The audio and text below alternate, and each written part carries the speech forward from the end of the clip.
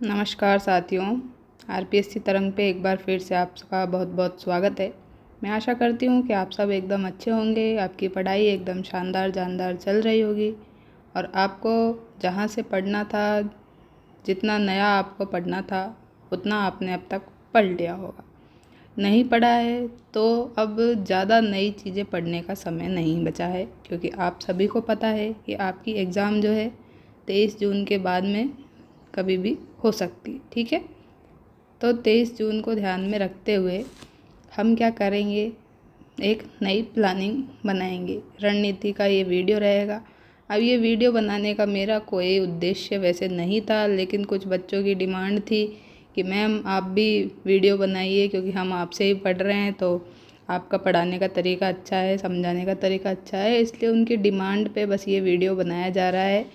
मेरा उद्देश्य यहाँ पे आपका कोई ज़्यादा समय लेना नहीं है।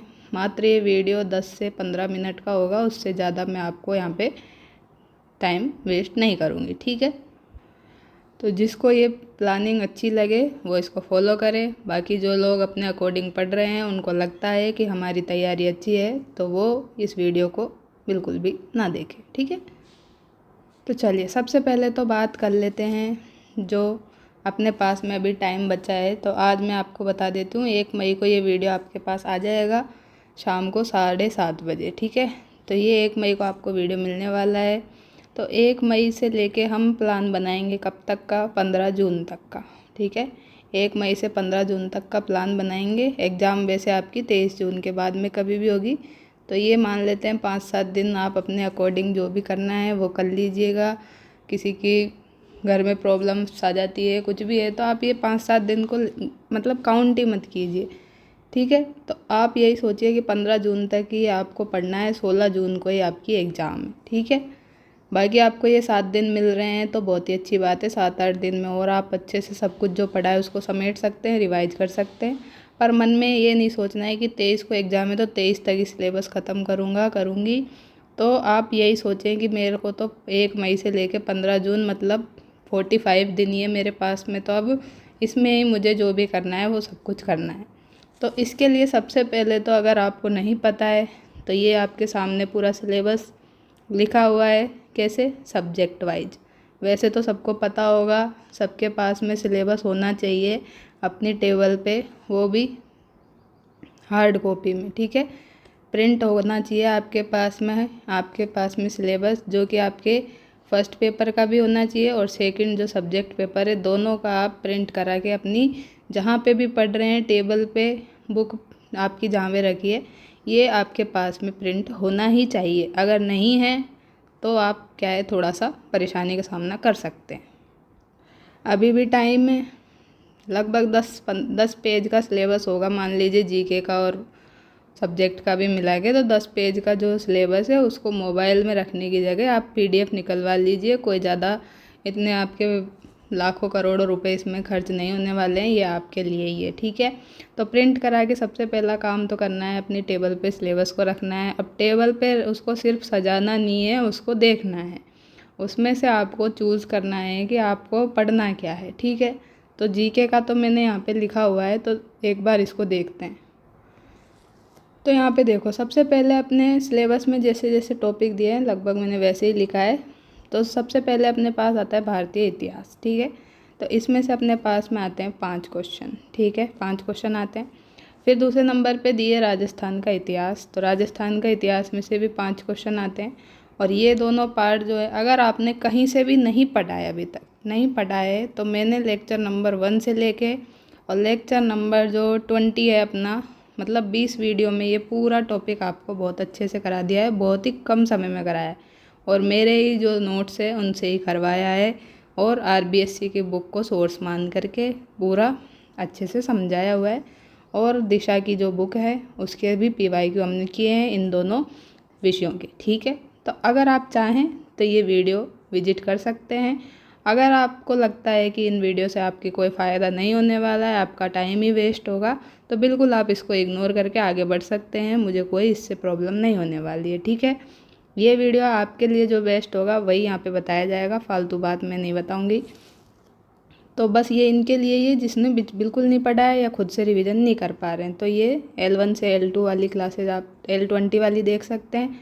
ठीक है, अब चलते हैं कला संस्कृति। अब कला संस्कृति के भी कुछ वीडियो तो हैं अपने चैनल पे, चाहें तो वो देख सकते हैं।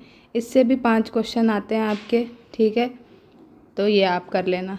रीजनिंग जो है इससे भी 5 तो ज़्यादातर नहीं आते, 4 क्वेश्चन इसके आते हैं जनरली। 4 क्वेश्चन हम इसके ले लेते हैं और 6 क्वेश्चन हम मैथ के ले लेते हैं। अब इसमें कभी कभी 5 हो जाते हैं, इसमें 5 हो जाते हैं, 5-5। तो आप ये मान के चलिए कि दोनों से मिला के 10 क्वेश्चन आने हैं। ठीक है, तो इसको एक ही सब्जेक्ट मान ले। ठीक है, गणित रीजनिंग, रीजनिंग में गणित का यूज़ होता ही है, तो कोई अलग सब्जेक्ट इसको आप माने ना माने आपके ऊपर डिपेंड करता है। हमें तो यहाँ से टोटल 10 क्वेश्चन देखने को मिलेंगे, तो वो हम कर लेंगे। अब इसमें भी मैं आपको बता देती हूँ कि जो गणित की क्लासेज हैं उसमें से 3 चैप्टर तो मैंने आपको करवा दिए हैं। कौन कौन से? पहला चैप्टर जो है अपना नंबर सिस्टम के ऊपर है, पहला चैप्टर जो है सिलेबस के अकॉर्डिंग वो है अपना डाटा रिप्रेजेंटेशन, माध्यमाधिका बहुलक, मतलब सांख्यिकी वाला जो पार्ट है वो वाला मैंने करवाया हुआ है। फिर उसके दूसरे नंबर पे आपको उसके ही प्रीवियस ईयर क्वेश्चन मिल जाएंगे। देन हमने करवाया है आपको क्या, तो उसके बाद में क्या है, आपको मिल जाएगा संख्या पद्धति वाला जो चैप्टर है, उसमें परिमेय संख्या ये सब है, और उसके बाद में उसके PYQ क्वेश्चन है।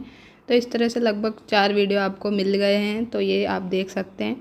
अब हमारे मैथ में भी बहुपद वाला टॉपिक जो है वो बचा है, रेखिक समीकरण वाला, और एक टॉपिक और है जो कि आपको सबको पता ही है, क्षेत्रमिति। तो उसमें हमें मेंसुरेशन के नाम से ये है, उसमें बेलन, गोला, शंकु, इनके बारे में देखना है, आयतन निकालना है, पृष्ठीय क्षेत्रफल निकालना है। तो इसकी भी वीडियो आपको जल्दी मिल जाएगी। तो मैथ आप यहाँ से कंप्लीट कर लें। आपके 5 से 6 क्वेश्चन बिल्कुल ही कम कंटेंट में, मतलब ये मानिए 10 घंटे से ज़्यादा वीडियो नहीं होने वाले। 10 घंटे में आपके 5 क्वेश्चन आराम से हो जाएंगे, पाँचों के पाँचों सही हो जाएंगे।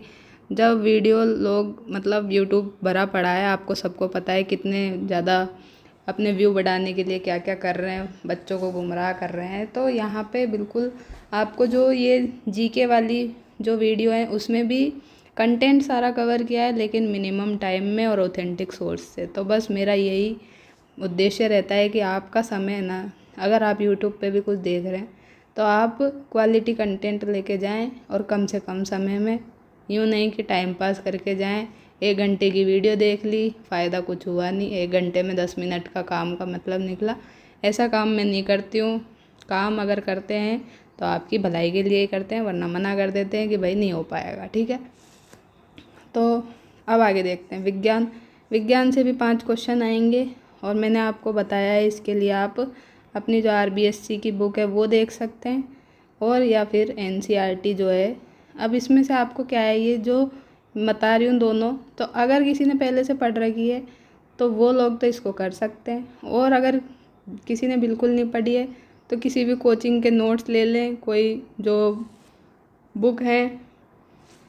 कुछ भी नहीं हो रहा है तो दिशा के PYQ देख ले बस एक बार, उसकी PDF अपने चैनल पे डली हुई है। तो अगर कुछ भी नहीं हो रहा है, साइंस छोड़ने की सोच रहे हैं, तो सिर्फ ये कर लें। ठीक है, 5 की जगह आपके 2-3 क्वेश्चन तो आराम से इनमें से बैठ जाएंगे, क्योंकि इसमें व्याख्या के सहित दिया हुआ है, तो आपके यहाँ से क्वेश्चन बन जाएंगे। ठीक है, RBSC NCERT पढ़ने का अब ज़्यादा समय नहीं है।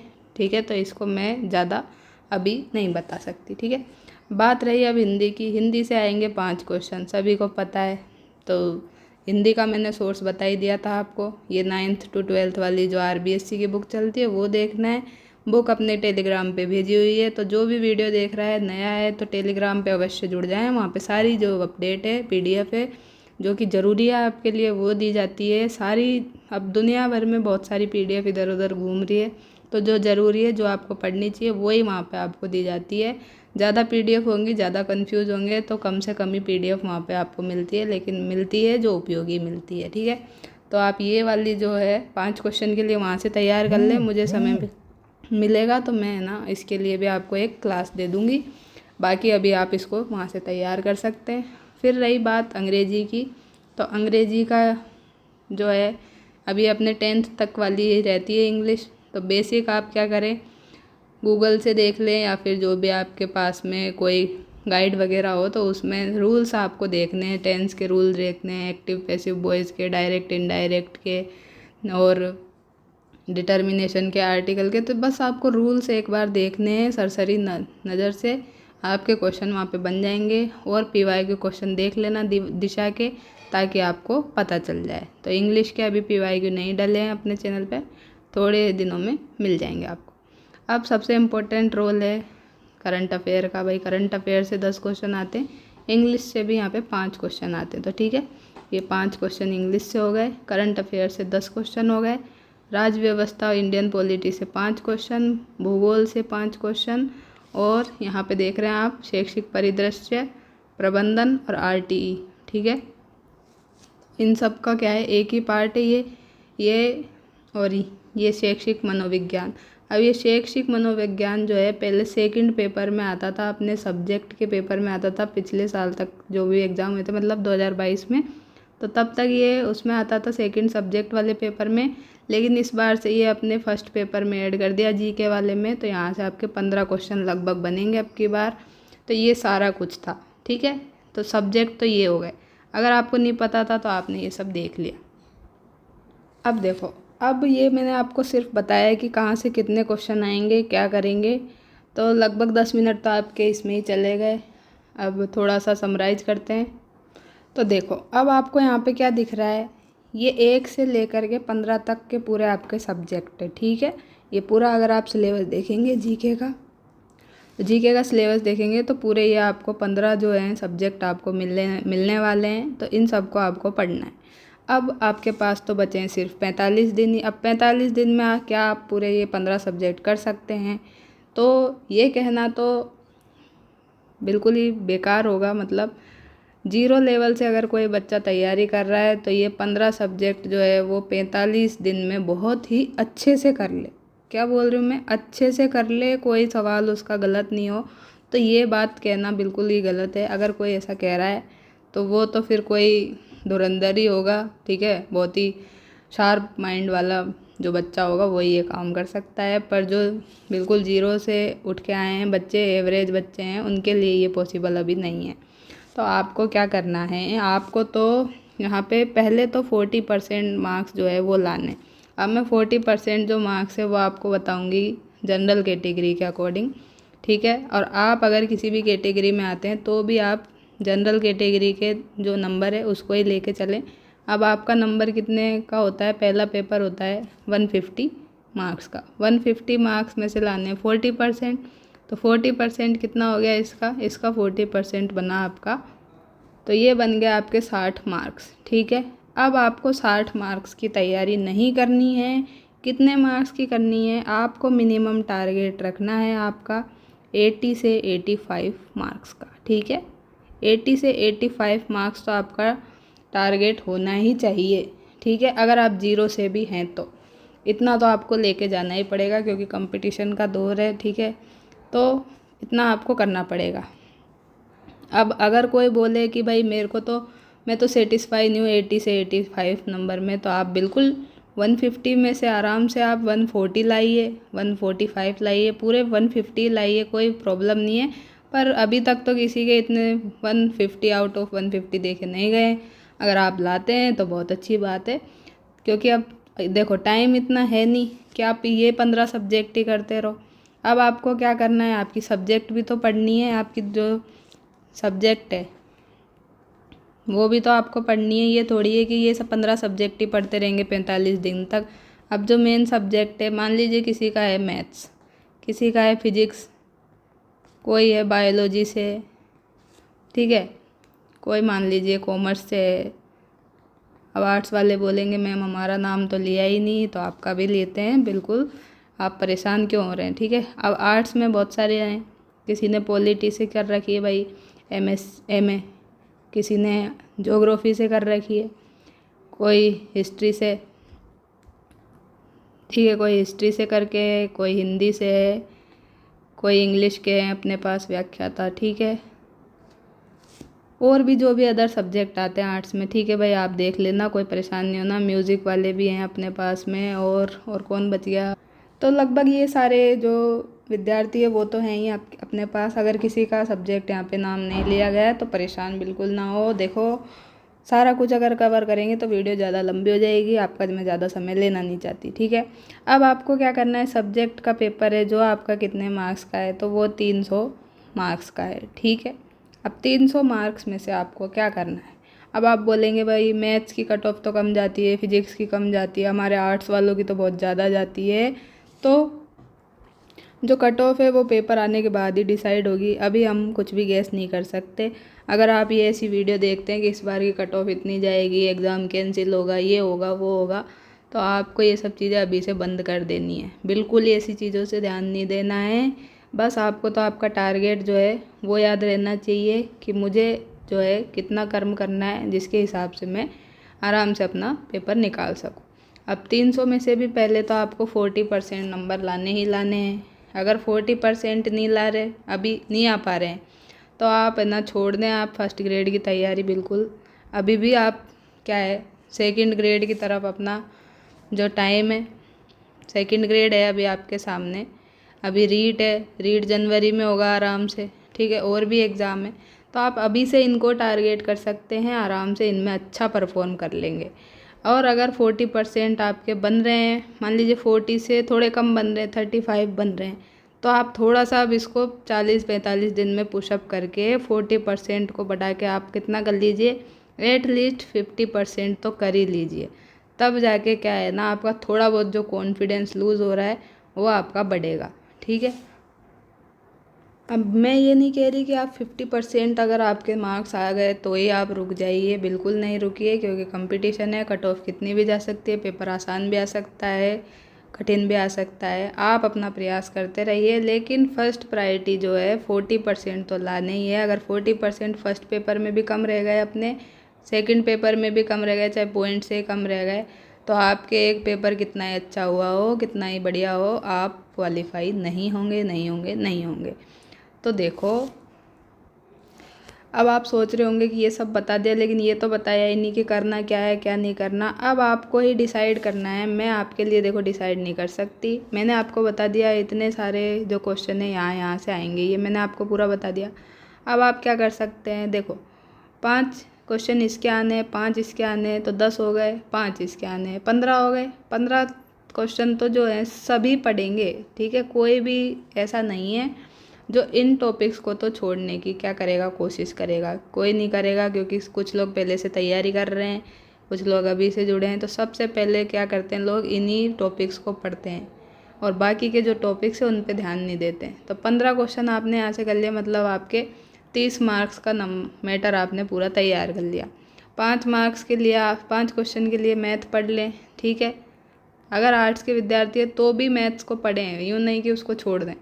मैथ्स के क्वेश्चन जो है आराम से सही हो जाएंगे आपके, आपको मैं भरोसा दिला रही हूँ। आप एक बार जाके वीडियो ज़रूर देखना और फिर प्रैक्टिस कर लेना, ठीक है। जहाँ से भी आपको नए क्वेश्चन मिले तो आप प्रैक्टिस कर लोगे, आपका काम चल जाएगा। तो 5 क्वेश्चन ये हो गए, तो 20 क्वेश्चन हो गए, मतलब 40 मार्क्स। कितने सब्जेक्ट हो गए, 1 2 3 4 सब्जेक्ट पढ़े अभी तक आपने। अब हिंदी भी सब पढ़ सकते हैं, 10th तक सब पढ़ के आए हैं, कोई ज़्यादा दिक्कत नहीं होती है ज़्यादा लोगों को। हिंदी सब पढ़ सकते हैं, ज़्यादा टाइम भी नहीं लगता है हिंदी पढ़ने में। मान लीजिए आप एक पूरा दिन जो है अगर हिंदी का सिलेबस देखें उसको भी दे देंगे तो ज़्यादा कुछ नहीं है दिक्कत। आपके 5 क्वेश्चन में से 4 क्वेश्चन तो आराम से सही हो जाएंगे, बिल्कुल ज़्यादा एफर्ट लगाए बिना। तो 5 क्वेश्चन ये हो गए। इंग्लिश का भी यही हाल है। अब 5 में से आपके मान लीजिए भाई ज़्यादा ही अंग्रेजी वीक रहती है कुछ लोगों की, तो 3 क्वेश्चन तो मान लीजिए सही हो जाएंगे। अब बात बची है, ज़्यादा प्रॉब्लम कहाँ आ रही है भाई, करंट अफेयर्स में आ रही है, इंडियन पॉलिटी में आ रही है, और ये मैनेजमेंट को और साइकोलॉजी को लेके ज़्यादा लोग परेशान हैं। करंट अफेयर, पॉलिटी और ये साइकोलॉजी। अब मैनेजमेंट जो है, मैनेजमेंट भी कुछ लोगों ने कर लिया है अच्छी जगह से, तो इसके 10 क्वेश्चन जो है ये भी आप क्या है कर लेंगे, तो 40 मतलब 20 क्वेश्चन वो हो गए, 30 ये हो गए अपने, कितने हो गए, सॉरी 20 वहाँ हो गए थे, 5 यहाँ हिंदी के हो गए, 5 यहाँ हो गए इंग्लिश के, तो ये हो गए कितने 30 और ये 10, तो 40 क्वेश्चन आपके हो चुके हैं। जिसमें से अभी हमने क्या क्या नहीं देखा, अभी हमने ये करंट अफेयर छोड़ रखा है, ये इंडियन पॉलिटी, भूगोल और मनोविज्ञान, इसको तो बिल्कुल हाथ ही नहीं लगाया। और ये रीजनिंग भी तो बच रही है, रीजनिंग विज्ञान ये भी बच रही है अभी। अब इनमें से आपको क्या करना है, इनमें से आपको अपने अकॉर्डिंग अपनी जो क्षमताएं हैं, मैंने पूरा आपको 40 मार्क्स 40 क्वेश्चन का बता दिया है कि 40 क्वेश्चन जो है आप कैसे सॉल्व कर सकते हैं। 40 क्वेश्चन आप कहाँ कहाँ से कवर कर सकते हैं। और ये 40 क्वेश्चन तो सभी जो बच्चे पढ़ रहे हैं ना, सभी कवर कर रहे हैं, कोई नहीं छोड़ रहा। जो भी कुछ अगर स्किप कर रहा है, किसी को हार्ड लग रहा है, तो वो यही कर रहा है। करंट अफेयर, इंडियन पॉलिटी, भूगोल कर देते हैं। भूगोल में भी ज़्यादा टॉपिक है, क्वेश्चन 5 ही आने हैं, याद नहीं रहता है, चीज़ें ज़्यादा याद रखनी पड़ती है, तो इसलिए भूगोल और पॉलिटी को लोग स्किप कर रहे हैं। करंट अफेयर का भी सेम हाल है। अब शैक्षिक मनोविज्ञान कुछ लोगों ने पहले अगर रीट की तैयारी की होगी, कुछ और तैयारी की होगी, तो उनका ठीक ठाक होगा। तो आप ये 5 क्वेश्चन यहाँ से भी ले सकते हैं, ठीक है। तो 45 क्वेश्चन हो गए। फिर अपने ये बची रीजनिंग, और क्या बच गया था इधर से, विज्ञान। तो रीजनिंग और विज्ञान के मतलब मिला के 10 क्वेश्चन होते हैं। 10 में से मान लीजिए 2-3 क्वेश्चन भी कर लिए तो आप पहुंच गए 45 से प्लस क्वेश्चन पे। तो 45 क्वेश्चन अगर आप करते हैं तो आपके बनते हैं 90 मार्क्स आराम से।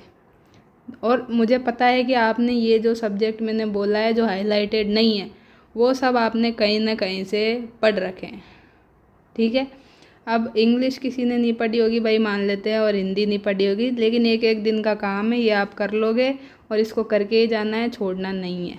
तो आपको मैंने यहाँ पे पूरा बता दिया कि करना क्या क्या है। अब थोड़े से जो की पॉइंट है वो बता देती हूँ आपको, क्या क्या करना है आपको और क्या नहीं करना है। तो ये तो आपको क्या करना है, इधर तो यस लिख देती हूँ, इधर नो लिख देती हूँ, ठीक है। तो ये काम तो बिल्कुल करने नहीं हैं और ये ही काम आपको करने हैं। तो यस में तो क्या है, क्या करना है आपको पहले ही बता देती हूँ।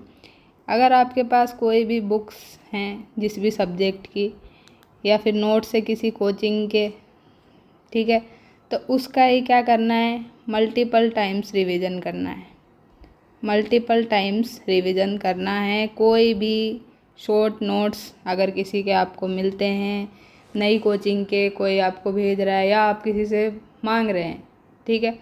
अब इसमें से क्या हो रहा है, कुछ बच्चे मान लीजिए लाइब्रेरी जाते हैं तो क्या होता है, अपने साथ वाले को देखते हैं, ठीक है, उसके पास में अगर मान लीजिए आप उससे बात भी नहीं करते तो आप क्या करते हैं, आप देखते हैं कि क्या है, ये कौन सी बुक पढ़ रहा है भाई, ये कौन सी बुक पढ़ रहा है, ये कहाँ से नोट्स पढ़ रहा है, मेरे पास तो ये है ही नहीं, मेरा तो इससे, ये तो अच्छी जगह से पढ़ रहा है, मेरा तो सिलेक्शन ही नहीं होगा, मेरी तो बुक्स भी बेकार है, नोट्स भी बेकार है। तो सबसे पहले तो ये जो आपके मन में ये है ना कि ये चीज़ मेरे पास नहीं है, ये नहीं है तो मेरा नहीं होगा, इसको निकाल दे। आपके पास जो भी बुक है, नोट्स है, उस पर पहली बात तो विश्वास करना सीखें। विश्वास ही सफलता की सबसे पहली सीढ़ी है।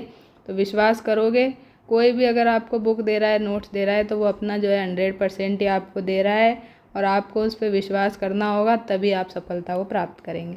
तो मल्टीपल टाइम रिवीजन करना है, एक ही या फिर ज़्यादा से ज़्यादा 2, मान लीजिए 2 सोर्स जो भी है आपके पास कि भाई एक ने पूरा नहीं कराया तो 2 सोर्स ले लीजिए, पर ज़्यादा इधर उधर नहीं भटकना है। अब वीडियो थोड़ी सी लंबी हो रही है, पर ये बात बताना क्या थोड़ा ज़रूरी है, तो बता देते हैं जल्दी से। तो बुक्स नोट्स बता दी, सबसे पहला काम यही करना है, क्योंकि टेलीग्राम पे भी कई बच्चे परेशान हो रहे हैं कि मैं ये वाली सब्जेक्ट नहीं है, इसके नोट्स भेज दो, ये कर दो, वो कर दो, एक दूसरे से भी, और ठीक है। तो इसके लिए परेशान नहीं होना, जो भी आपके पास है वो बिल्कुल ही पर्याप्त है। कोचिंग आपने की है, नहीं की है तो कोई भी एक गाइड खरीद ले, ठीक है। अब मैं किसी का यहाँ पे नाम नहीं ले सकती, ठीक है। तो आपकी जो इच्छा है, आपको जो अच्छा लगे वो गाइड आप खरीद लें। गाइड की जगह कोई बुक है छोटी मोटी जिसमें सार गर्भित दिया हो, तो आप बुक शॉप पे जब भी जाएं तो उस बुक को ख़रीद लें। अभी भी टाइम है तो उसको आप पढ़ें, 2 से 3 बार अभी आप उसको पढ़ सकते हैं। जल्दी जल्दी स्पीड में थोड़ा पढ़ें, पहली बार में कुछ समझ नहीं आया दूसरी बार पढ़ें, तीसरी बार में आपको कुछ कुछ चीज़ें तो याद रहेंगी, तो आप वो कर सकते हैं। अगर आप बुक नहीं पढ़ पा रहे हैं तो जो भी अगर कोई यूट्यूब चैनल है तो उसको फॉलो करें, पर मैं यही बोलूँगी कि यूट्यूब चैनल भी फॉलो करें। तो यूट्यूब चैनल भी अगर फॉलो करें तो उसको भी क्या है, पहले अच्छे से देख लें कि ये कैसे पढ़ा रहे हैं और इनके पढ़ाने का तरीका क्या है, क्या इसमें से एग्ज़ाम में क्वेश्चन बनेंगे, या फिर ये सिर्फ टाइम पास करा रहे हैं, तो इतनी क्षमताएं आपके पास है कि आप क्या है फ़िल्टर लगा सकते हैं कि कहाँ से आपको पढ़ना है, कहाँ से नहीं पढ़ना है। तो ठीक है, तो आपको पहला काम तो ये हो गया। और जो भी पढ़ रहे हैं, बुक से पढ़ रहे हैं, वीडियो से पढ़ रहे हैं, खुद के जो शॉर्ट नोट्स हैं हैंड राइटिंग में अपनी में बनाने ही बनाने हैं। ये नहीं कि कहीं से PDF मिल गई टेलीग्राम से तो बिल्कुल क्या है लिखना ही बंद कर दिया। लिखना बंद कर दोगे तो एग्ज़ाम भी निकलना बंद हो जाएगी। एग्ज़ाम क्रैक करना जो है बहुत ही मुश्किल हो जाएगा। तो एग्ज़ाम क्रैक करने के लिए क्या करना पड़ेगा आपको? पेन तो चलाना ही पड़ेगा। पेन नहीं चलाएंगे तो कुछ नहीं है। चाहे आप GK का पेपर ले लें, चाहे आप सब्जेक्ट का पेपर ले लें, तो जो भी पढ़ रहे हैं चाहे उसको बेकार से बेकार हैंड राइटिंग में लिखें। एक ही पेपर पे चाहे 4 बार लिखें, पेन बदल बदल के लिखें, तो उसको लिखें ज़रूर बस। फिर तीसरा काम क्या करना है? सबसे पहले पॉजिटिव रहना है, ठीक है।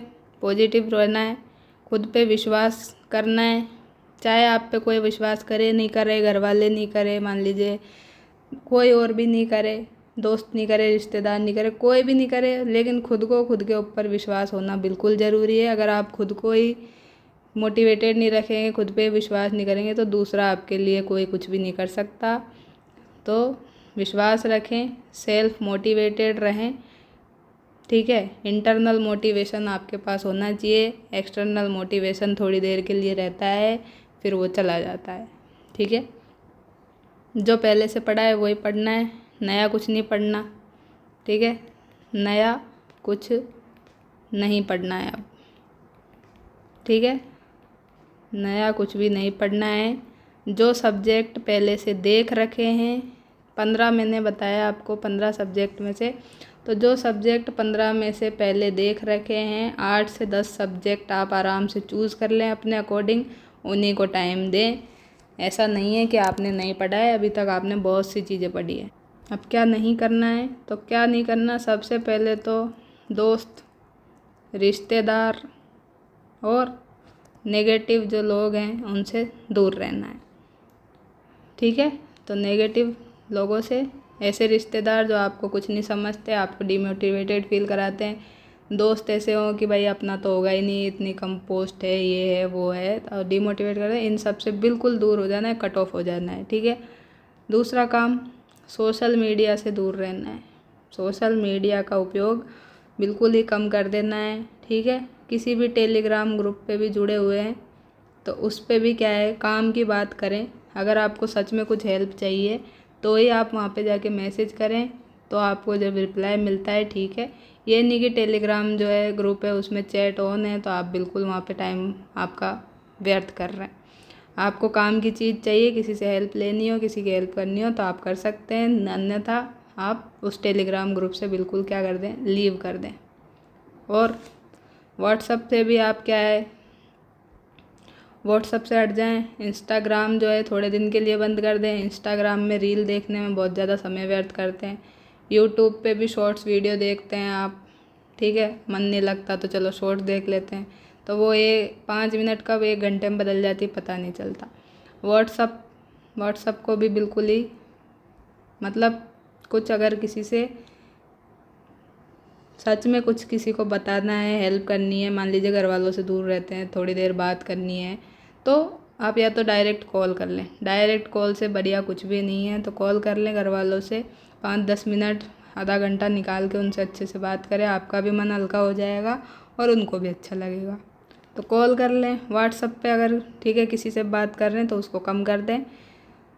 और ये सब काम तो करने ही है। और सबसे इम्पोर्टेंट क्या है, मैटर जो है आपका, मैटर, नोट्स, PDF जो भी अभी है आपके पास, उसको क्या है बिल्कुल ही अब नहीं बदलनी है। क्या करनी है, इनको बिल्कुल भी नहीं बदलनी है। जो है वो बिल्कुल बेस्ट है आपके पास, उसको मल्टीपल टाइम्स पढ़ना है, ठीक है। उसी में क्या है, चीज़ें ऐड करते जाना है। और सबसे इम्पोर्टेंट एक और है, क्या है,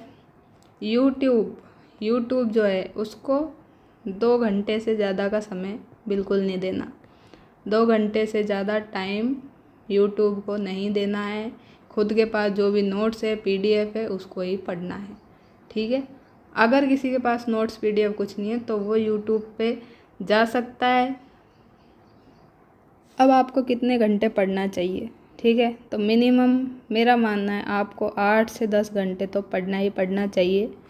अब आप चाहें तो भाई 14 घंटे पढ़ें, 15 घंटे पढ़ें, वो आपके ऊपर डिपेंड करता है। पर 8 से 10 घंटे अगर एक एवरेज बच्चा भी अभी डेली पढ़ेगा 45 दिन तक, तो आराम से बिना प्रेशर के आराम से रिलैक्स माइंड से वो सिलेक्शन ले लेगा। क्योंकि 14 से 15 घंटे पढ़ने वालों के क्या है ना, पढ़ते तो हैं वो 14 से 15 घंटे, पर 100% एफिशिएंसी नहीं आ पाती। वो बर्डन मान के पढ़ते हैं टारगेट करके कि हमें 14-15 घंटे पढ़ते हैं, हमारा ये हो जाएगा वो हो जाएगा, तो उससे कुछ नहीं होता है। आपका दिमाग जब भी एफिशिएंटली काम करे तो आप उसके अकॉर्डिंग ही पढ़े। और मेरा मानना है कि 8 से 10 घंटे पढ़ेंगे तो आप आराम से बोर भी नहीं होंगे और आपको जितना पढ़ना है आप 100% एफिशिएंसी से कर पाएंगे। अब इसमें अब कुछ लोग क्या है, कुछ जो स्टूडेंट है अपने वो हाउस वाइफ हैं, ठीक है, घर पे रहती हैं, तो उनको टाइम नहीं मिल पाता है। कुछ जो बच्चे हैं वो जॉब में हैं और कुछ अभी क्या कर रहे हैं, बीएड कर रहे हैं या एमएससी कर रहे हैं, जो भी कर रहे हैं, एमएससी एमए कर रहे हैं, तो उनको टाइम नहीं मिल पाता।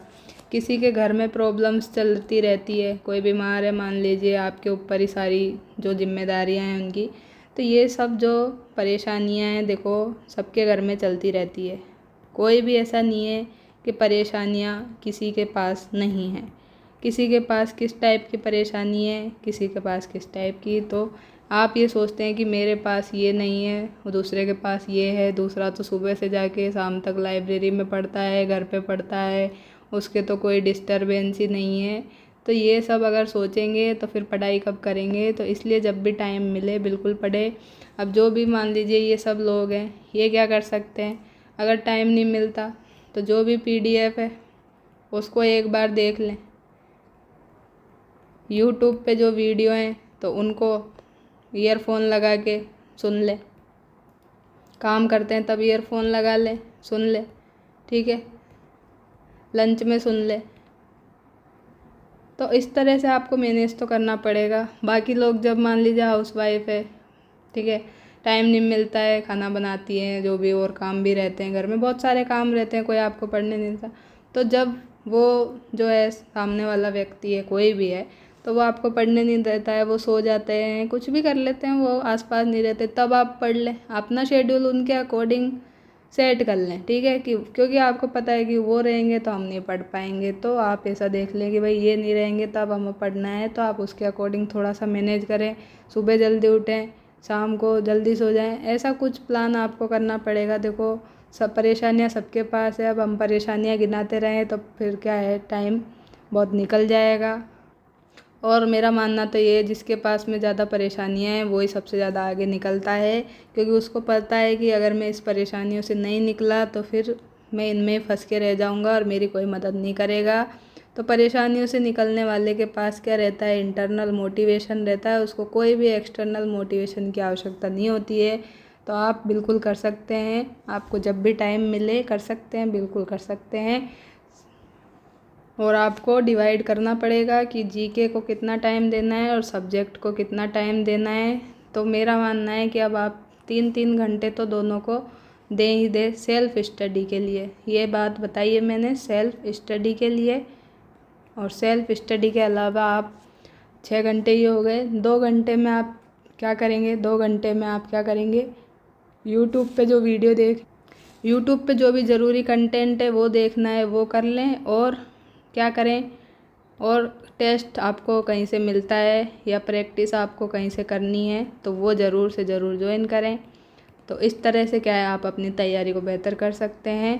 और यूट्यूब पे मैं आपको फिर से बोल रही हूँ 1 से 2 घंटे से ज़्यादा टाइम वेस्ट नहीं करें, नहीं करें, नहीं करें, क्योंकि यूट्यूब पे क्या है बहुत सारा मैटर जो है आपको अननेसेसरी प्रोवाइड करवाया जा रहा है इस टाइप से इस टाइम पे। तो आप उसमें देखने में अपना टाइम वेस्ट करेंगे तो आप अपने को सिलेक्शन से पीछे लेके जा रहे हैं। आप सभी समझदार हैं, आपको क्या करना है क्या नहीं करना है, आप इस रणनीति से चलेंगे। अगर आप कुछ बात यहाँ से मानेंगे तो आपका ही सिलेक्शन होगा, आपके सिलेक्शन आपके हाथों में है।